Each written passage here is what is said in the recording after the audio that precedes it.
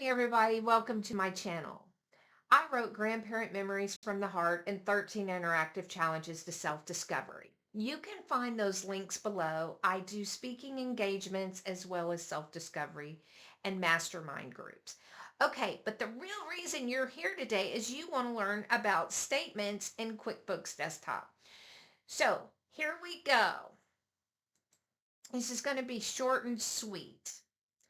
Statements, you go up here to customers. Under customers, you come down and you see create statements.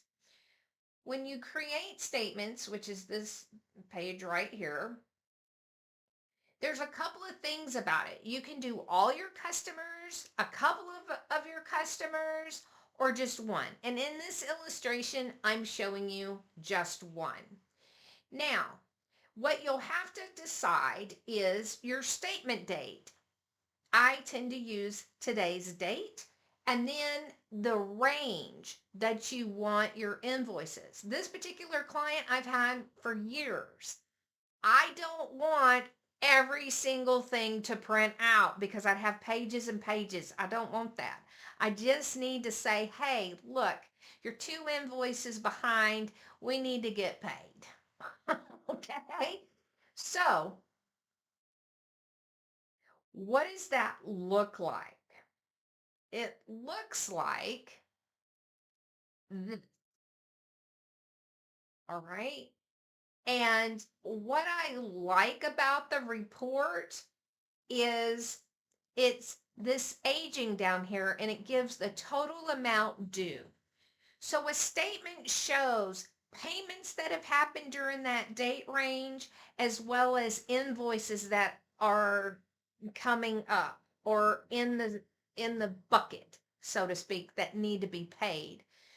And this is why I'm doing it, right? So here's the $800 that was the beginning balance. That $800 he is then paid, right? So it's showing the in and the out.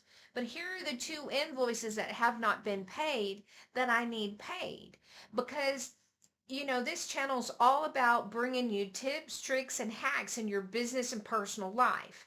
So if you're not aware, the longer you let an invoice go out before it's paid, the harder it is to actually get paid because they forget about it. They say, oh, we didn't use that. Oh, we didn't need that. Oh, that doesn't work anymore. Blah, blah, blah. You have got to get paid when services are rendered, right?